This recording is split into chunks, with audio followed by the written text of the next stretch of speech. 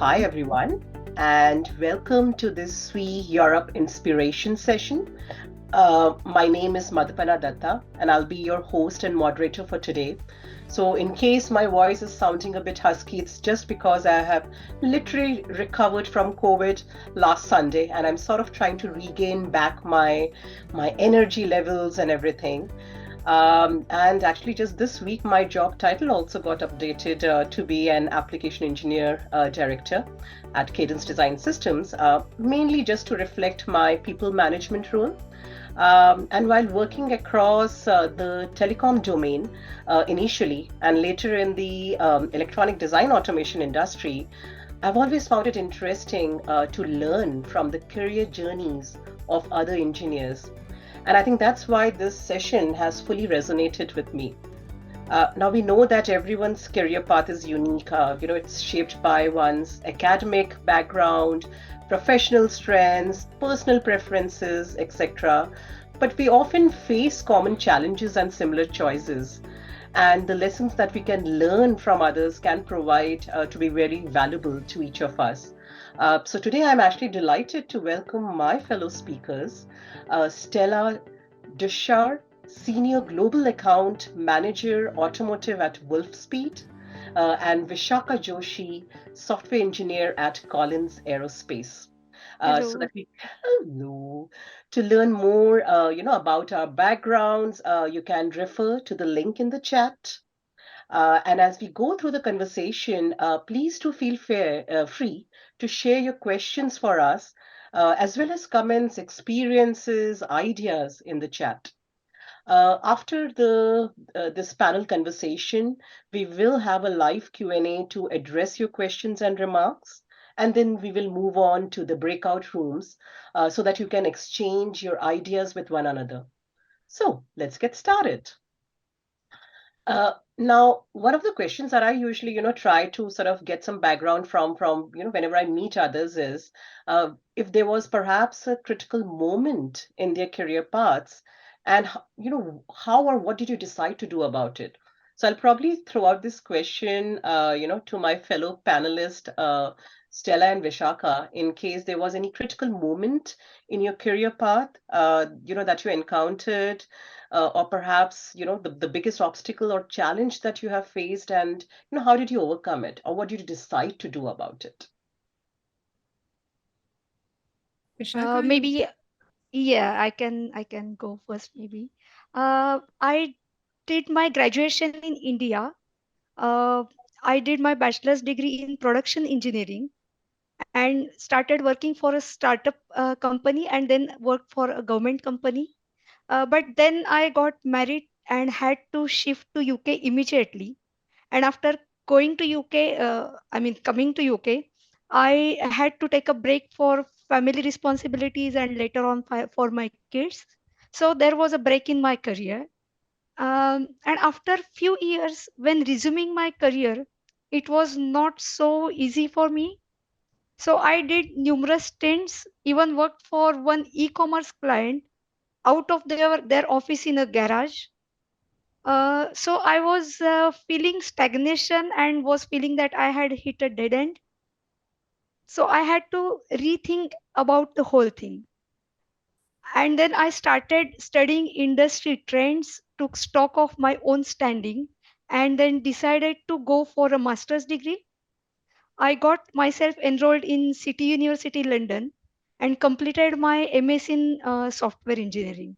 Well After done. that, I started applying for job and soon got a break at Collins.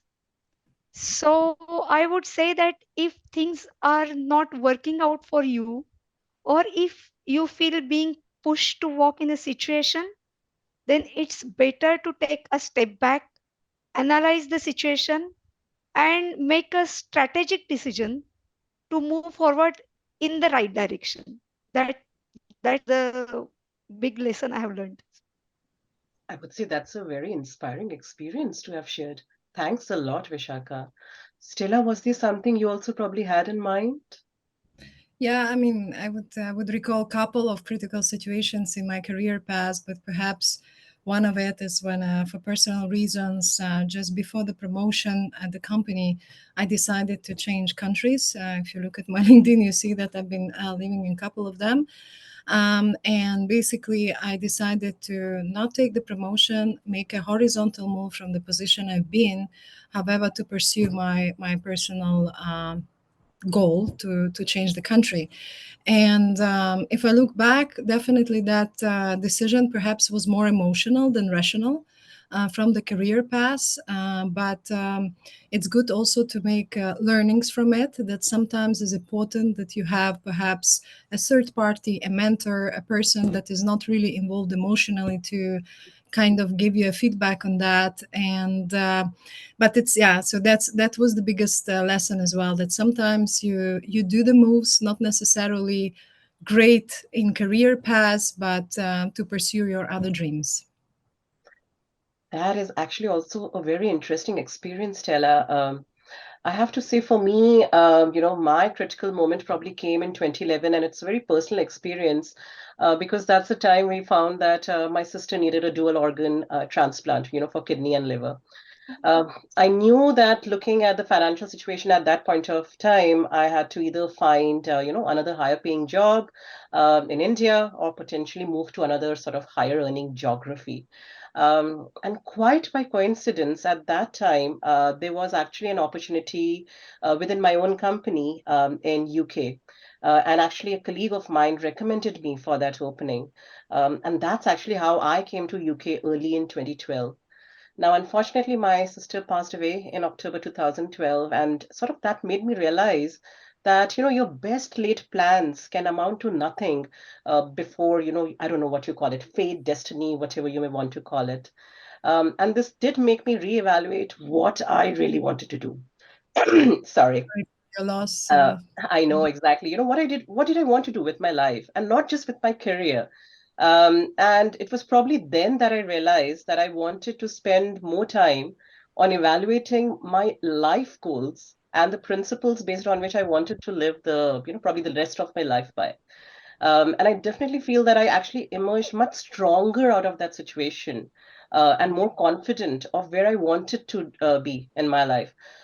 So I know we talk a lot about career challenges, etc. But sometimes it is the challenges that we face during our own life journey that makes us take certain decisions, and that probably shapes the sort of person that we eventually become.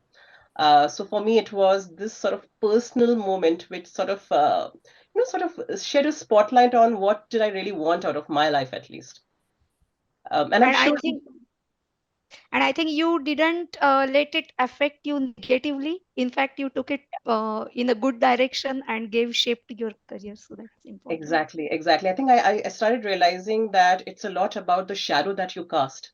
So it's not just about yourself, it's about, how are you influencing other people and so on and so forth. And I think that has shaped a lot of the way I have thought out things, post, say, 2012, etc., like, which is now almost a decade ago. But yes, I think that has had a definite impact on the way I have at least tried to look at life. Um, But also, congratulations that how many 11 years passed and you got a promotion. So I think that's a great achievement Oh, on so I've got several promotions during that. So that is quite okay. the recent. But yeah, as part of my journey, which I've transitioned, from India to UK to Sweden, back to UK, yes, a lot of those moves have been based on certain decisions I made at those points of life. But I think I'm happy with wherever those decisions took me, is all I can say. Yeah, it's Um, building resilience, definitely, right? What not kills you exactly. makes you stronger. Exactly, exactly. So I think another question that usually people tend to ask is about, one's academic background, or you could say, if you compare where your earlier career roles were compared to where you are today, has there been any change in direction or focus? And if so, why was that change?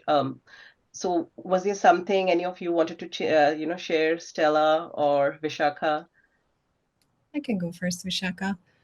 Yep. So for me, it's a bit perhaps longer story. So at the school, I've been in the math and physics, and there were these computers in the room which we didn't have at home, and I was like, wow, I'm inspired. So the only way to kind of get access to computers was learning programming. So I started to program in Basic in Pascal.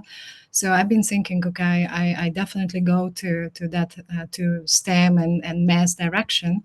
However, I had another big dream is travel the world, which being born in Ukraine, at that point Soviet Union was not something you really pursue beyond the dream. So I actually decided to go after the school, study international economics, and later also European studies, global affairs. So my idea was okay, with politics, with international economics, this is where I can get and see the world, meet people, and experience the cultures.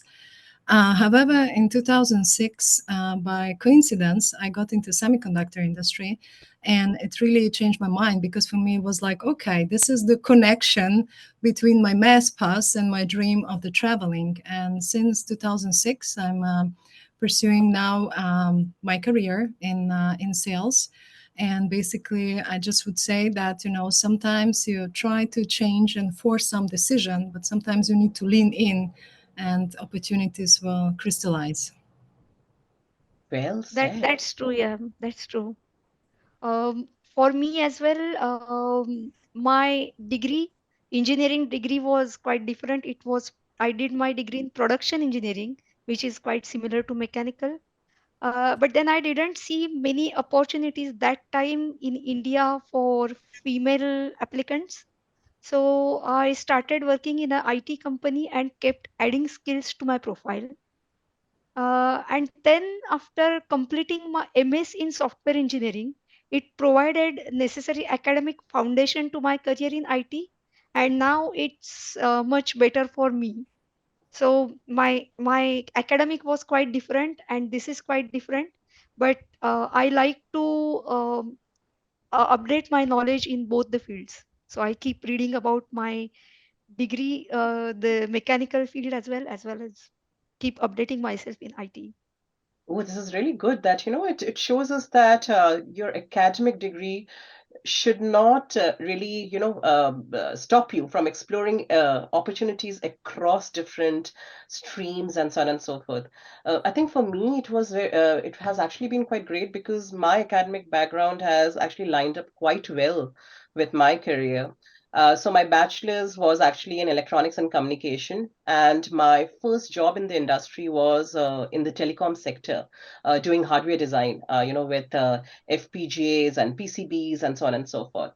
And I was actually able to use some of the concepts that I had learned, like, say, microstrip line, strip line, etc., while I was doing my PCB design stuff in C. Then, when I moved into EDA, I actually got an opportunity to do my master's at IIT Delhi on VLSI design tools and technology. And this was an excellent coincidence because I learned a lot about the various algorithms that are used in synthesis, placement, routing, static timing analysis, etc. Along with various stuff about MOS, VLSI, IC technology, etc. And this was quite helpful to me. In fact, all of this actually aided me to move my role from the silicon package co-design side of things in Cadence to the digital IC side of things. So in a way, my academic career actually helped me in my career also.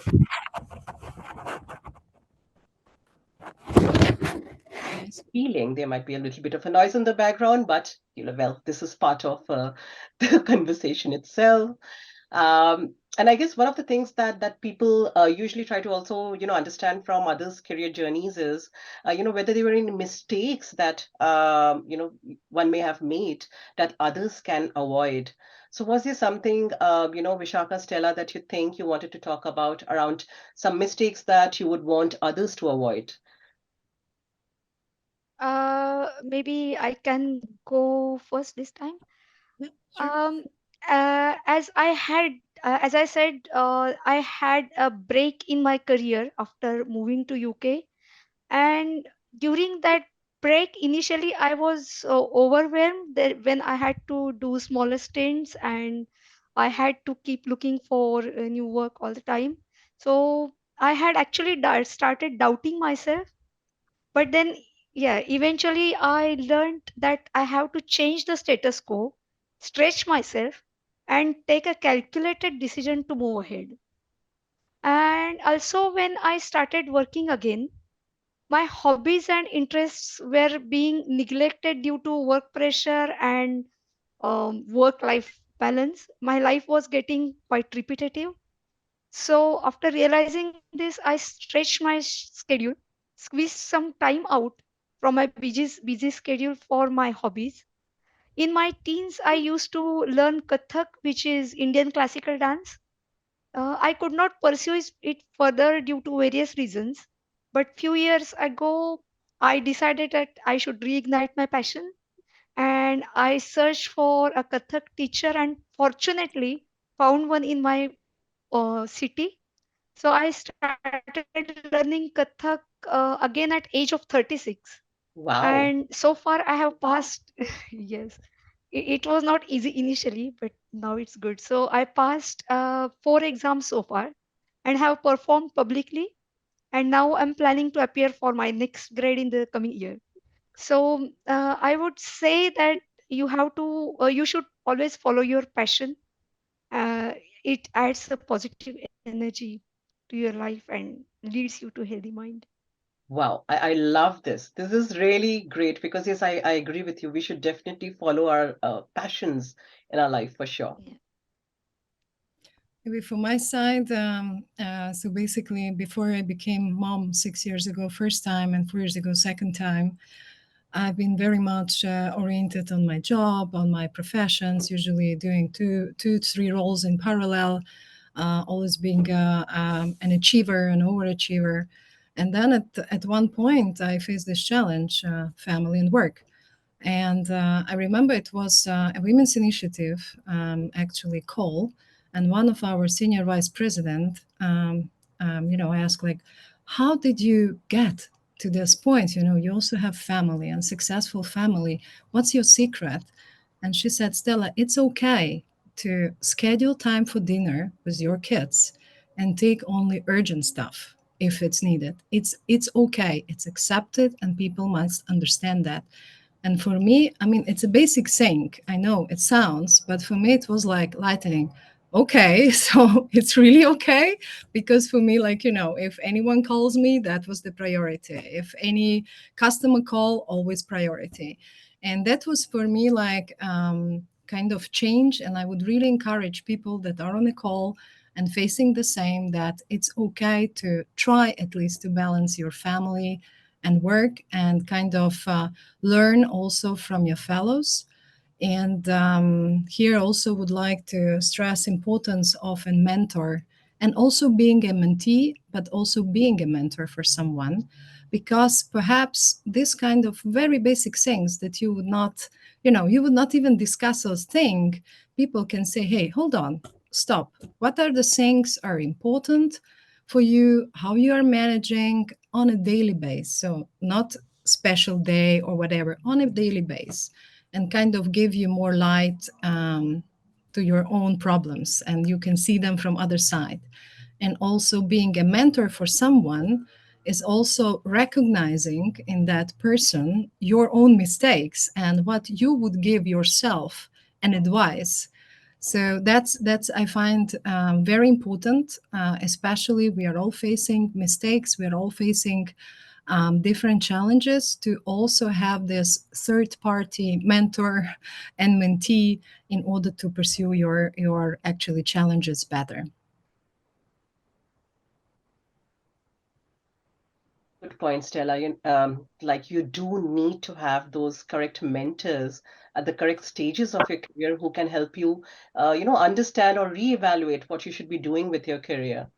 I think if I look back as to what mistakes that I had made that I would want others to avoid, I would say one thing is do not be shy about knowing more about the sort of salary expectations your role should have. This is something that I learned quite late, and I hope that you all actually do try and find out more about the competitive pay thresholds for your industry and your role. Now, this does not mean that you should just aim for higher earning roles, but basically, just be self-aware of what your own value is and learn to articulate it.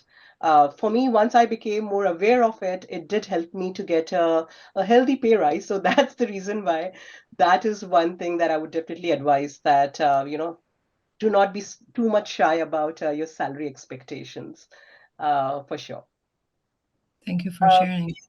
But perhaps, Madhuparna, I would add something that in order to have the salary parity as well and kind of more promote diversity, and also, yeah, equality in our industry, it's very important that we are really promoting STEM, not, not among themselves that made already the decisions, but very early on. So I'm a big promoter of the STEM, like from primary school or even earlier, because in this way we encourage kids, it's okay if you love math and if you love, I don't know, sports. It's okay and it's interesting. It's not for girls and not for boys. It's for everyone that have those capabilities.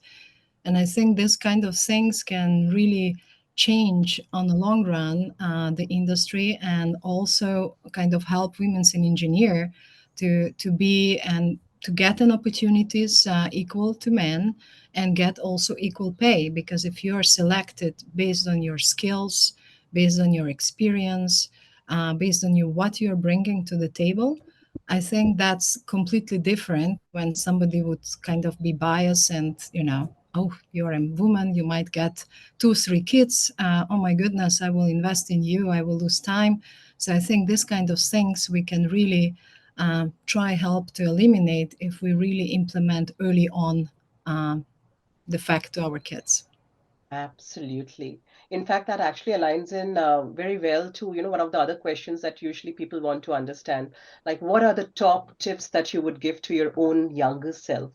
Uh, so what do you think, Vishaka, Stella? Like, what would you sort of have given as a tip to your younger self?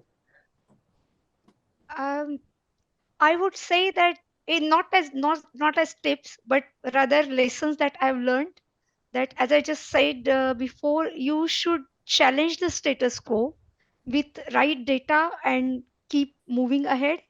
And second would be, while focusing on career and responsibilities, you should follow your passion as it gives you positivity.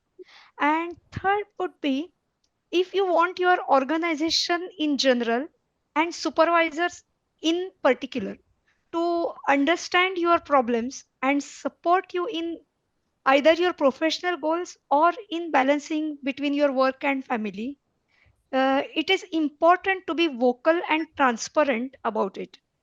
You should not expect your leadership to understand your problems without clearly communicating about them. In short, you should speak up and the world will listen. If you don't speak, if you don't ask for it, you are not going to get it because they wouldn't know about it. So you should always keep that in mind. I really agree with that. This is something that I usually also tend to tell a lot of my mentees, that do not think that your manager has got, really great telepathic Yes, abilities. So you have to be able to articulate what is it that you're aspiring for, so that your manager can then give you those opportunities, which are in line with what your own aspirations are. true. No, fully agree. I mean, on my side, I have a couple of things which I wanted to highlight to myself. If I would be 20 years back or more, I would say pursue your dreams. Do not be distracted on your path achieving them. Work hard, but not only hard, but work also smart. Because learn how to prioritize, because that's something I'm still learning, and I would really tell myself back as well, learn to prioritize. I think very important, treat others as you would like to be treated, regardless of the position, of the age, of the sex, of the background. And particularly to myself, since I was studying international economics, I love my studies that led me also to be a trainee at European Parliament, and then I changed the semiconductors. But I will definitely tell to myself, go and study physics. That's absolutely something I would recommend to myself and to my kids. Brilliant. I do agree. I think maths and physics are the basics. You have to definitely have a good sort of understanding of that. I think if I look back at myself, then what I would say is that don't worry too much. Life just sorts itself out. And so you should actually focus on learning things that excite you. Definitely develop on your networking skills. And believe me, the opportunities will come your way. So I think those would probably be the things that I'll tell to myself that, just chill is perhaps what I would have told myself. That's very important, Madhuparna, because you shouldn't always be stressed because of the things happening around. Exactly, exactly. And I think on those same lines, there's also usually this one favorite question that we usually also tend to ask is, what do you think is the most important career consideration for women engineers today? Shaka, Stella, you know? yeah, go ahead. Um, yeah, I think we need to first, I mean, main point is we need to keep ourselves up to date and aware of the latest development in our respective domains, because all the domains keep evolving all the time, and need to be um, we need to know what's happening around us. So one should spend time on current trends and technological innovations. It would be actually a mantra for excelling in our respective fields, really. That's actually very well put, I have to say. And from my side, I would say, and Madhuparna, you already touched it. I think for women engineers, or let's say women in tech, what is very important is definitely networking. Definitely keep each other motivated, especially when, for instance, in my case, being in sales, in electronics, automotive, as like usually I'm the only one female in the room, or maximum another one from tens of people. So I would say let's support each other, let's encourage each other as well. And networking, that's something that you can learn. You can also get the opportunities, but you can also share opportunities. And I think building up the bigger communities, like what we are trying as well to do, I'm very happy that Society of Women's Engineers now also very active in Europe, is that let's stick together and let's help each other. Very well put. I think from my side, I'd just say that just choose a field that you actually enjoy working in. Because, spending 20 to 30 years doing something you don't actually love doing could unnecessarily, make your life quite joyless. So once you find your passion, other things will just become secondary or manageable. So just please choose something that you actually like doing. That would be my main sort of advice to all women engineers for sure. Uh, I think I would definitely like to, thank you, Stella and Vishaka, for sharing your stories. So many thanks for that.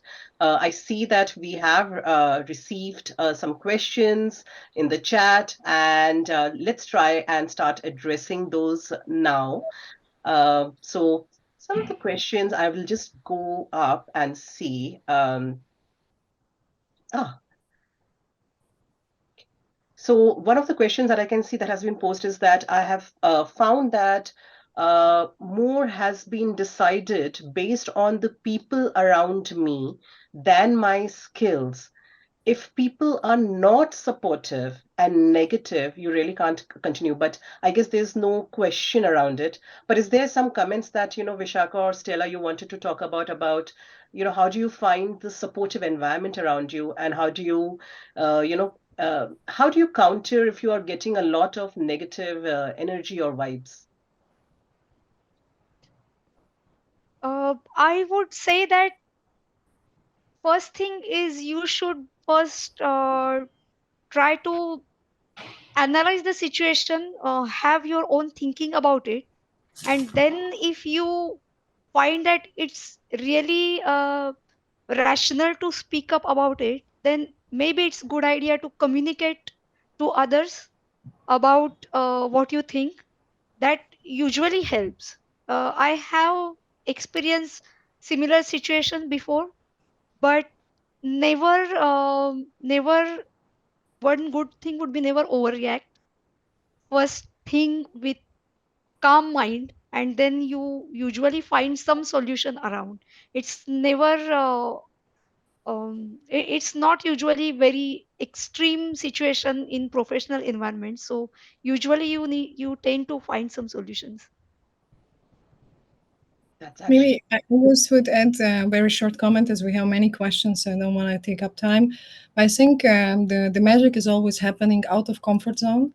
And if somebody gets all this negativity and not feeling comfortable, it's either to see, okay, how can I change my own situation that I feel good in this environment? And I think if nothing works, change the environment or change your priorities. As you mentioned, enjoy what you do. If you do not enjoy, neither you bring value, neither work brings you a value. So I agree. And I think I have to say, in all of this, I also consider having a very honest conversation with your manager is very helpful. So it depends upon whether this negativity is coming from your direct level manager or not. Um, my honest sort of feedback on it is that if it is something that you're facing an issue with your direct line manager, please leave your job, go to another company. Because unfortunately, whatever we say or do, our direct level managers do have a lot of influence on our career. But if it is more to do with the team, etc., then have those honest conversations, involve your line manager in, and then see what could be a best, way forward. I Now, agree. Yeah, I agree. A lot depends on your manager. So if it's directly coming from the manager, then you should rethink. Yeah, true. on the other hand, I want to challenge this, to be honest. I know we have also some HR representatives as well, but in principle, I think, yes, I mean, without support of your direct managers, you can't really, so not in all cases you can move up or, you can feel yeah, good. On the other hand, make sure that you also communicate and have mentorship or communication outside of your organization with parallel line, and you have also trustful relationship with, let's say, talent development, so that you can get also all sorts of different feedbacks. And perhaps sometimes you don't know what is driving your direct line manager for this negativity. So I think before I would just change and leave the job, I would really give a chance to understand my manager's position, why he's or she is doing like that. So that perhaps would be my suggestion, like try to understand and think with that head why this reaction is there, and then make your conclusions and make steps. brilliant. So one of the other things which is quite thematic, I would have thought, is there's this question about how do you feel about AI tools appearing in every aspect of our work? Scary. So It's my I, first reaction.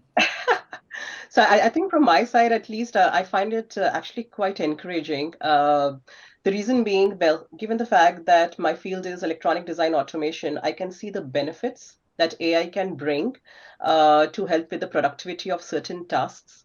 So I would say I actually find it very exciting to be learning about all these new, algorithms and stuff which can be proving quite useful to us in the future.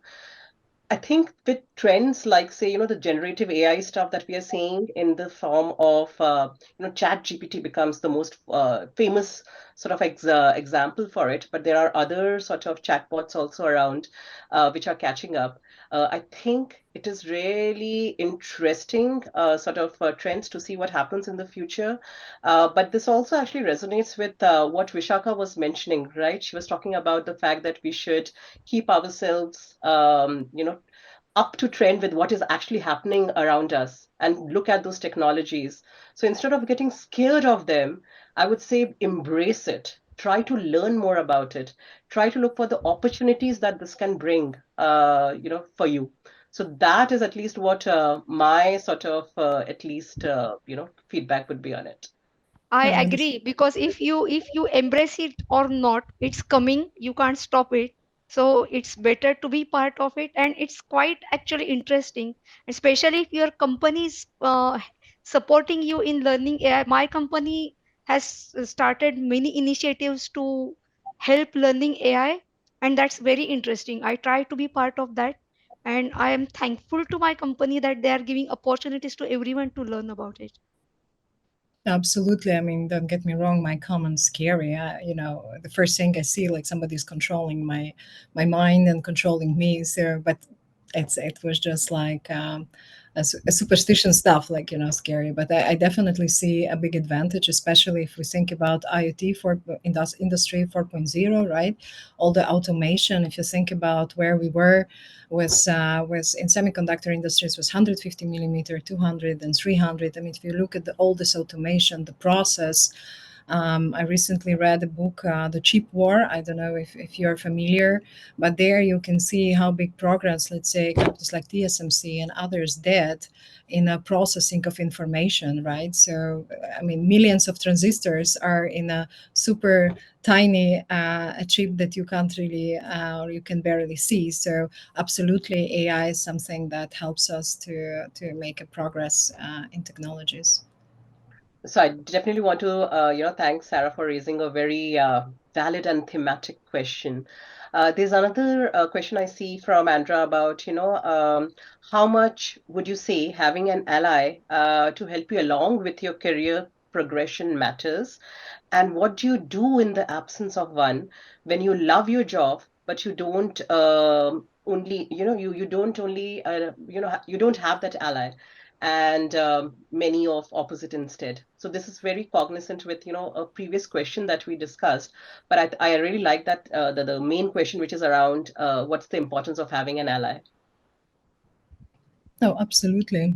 And Shaka, if you want to go, so that's exactly underlying my previous comment about mentorship and being a mentor and get a mentee as well. So being a mentor and being a mentee and ally is very important because that person can give you, or a group of persons, it's not necessarily one person, but could give you a good understanding about things you do great and you can do even better, things that you perhaps not doing that good, and perhaps you can focus to put your energy into do things even greater. So I think that's very important. If you don't have one, I would really encourage to look out of your direct lines or your direct team, but really look outside, and it not necessarily even in the company, but it could be somebody within the industry, so that could really encourage you and give you good tips for a career path. Yeah, I would say that even SWE mentoring sessions have helped me uh, in some in for some of my things. That's actually a very good point. So I agree with what both of you have just now said, that definitely mentorship helps a lot, and it's also about the fact, as Stella mentioned, that you may not just look at your direct team for your allyship.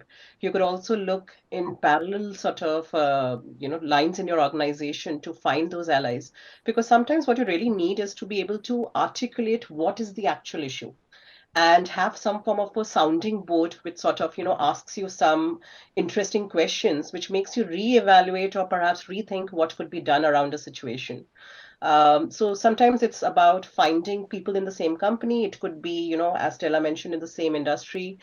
For me, sometimes actually it helps to actually talk to my own group of friends who have got nothing to do with the industry. But because of the way I ask questions, they sort of ask me back some counter questions, which makes me think about, okay, what could be a good sort of step to take next. So I would say use all your resources. Believe me, in some cases, your own partners, spouses might be really good sounding boards. Your support network could be really good sounding boards. All I would say is that if you feel as if you need someone who is in your corner, reach out to as many people as you can. Uh, Absolutely. so there's one more question I can see from Inga, which is about, do you have suggestions about estimating your own value salary wise so not to put others under the threshold? Oh, I would suggest. I don't know if it's possible. Sorry if I'm promoting a book, another book, but There is a book by ex-CEO of Netflix, and actually in this book, for me it was very new when they say, yeah, you need to talk to headhunters. You need to know your value on the market. And actually, you need to give this insights also back to your company, to your HR department, to your managers. They also need to understand where actually the positions are staying. So I think it being open and kind of listen, of course, not disclose anything about your stuff, but always listen what is on the market, what's going on. And in this way, you will also be able to understand where you are and also able to understand how much the company values you and make your own decisions. That's But Absolutely. I true. really That encourage some you to read. research always helps us. And I think I personally have seen it interesting to observe what's happening on Glassdoor. The other thing is that, when recruiters approach you on LinkedIn, try not to say no. Try to at least explore what is actually, going on in the industry. Because this was something as I could have quoted as my mistake that I was not saying yes to recruiters. But once you start saying yes and you have those interviews, believe me, you will get a quite good idea of what the marketplace at least is looking like. Also, I would say sometimes you have some really close people in your organization. As I said, don't be shy about salary. Sometimes bring it up as in the course of a conversation or something. You don't have to do it like, say, in a room full of 20 people, but you can also always have those side chats with people in the company to know about, what is usually going on. And many a times, I mean, this is something that I at least have observed. Once you go into a managerial role, you do get a very good indication of what the salary ranges are for certain sort of job titles and so on and so forth. So that also gives you a very good idea of where is the fair value for any particular job title or a tech role or any other role. So for the Uh, ones that are in Germany, there was yesterday a kind of Financial Times German version, Handelsblatt. It was also a podcast about the salaries in Germany, the jobs, and they say like even in the high tech, 8 to 12% is the difference between men and women for the same position, same experience. So what I encourage to do, like try to understand for yourself what is the salary makes sense for you to make a change to stay, and then kind of go from there, and of course have open ears what others say. Exactly, exactly. So there's another question that is coming from Nicola about any advice on identifying your career goals. Vishaka, would you like to go, since I was talking a bit before as well? Uh, I would say that, like Madhu Parina said before some time, you should look at your own interests, and that will, I think, drive you to find your own goal. Whatever interests you, and whatever has a good prospect, that would really make a good career goal, and it definitely depends on your personal plans as well. That's actually very well put. All I would say is that, when it comes to your career goals, unfortunately, it's a very personal thing. One thing that I usually advise my mentees is take a look at your calendar for, say, the next week. What are the things which are enthusing you, which you really want to really look at, and what are those things where you look at it and like, oh, not again. That will give you a very good idea of where is it that you really want to go. And I have usually found that a very interesting way of gauging what should you actually set up as a future goal for your career. What are the things which actually enthuse you, and then you sort of go ahead with those. So from what I can see, there's been a lot of interesting discussions and a lot of interesting questions. Now, you know what? Thanks a lot again, and thanks everyone for your questions.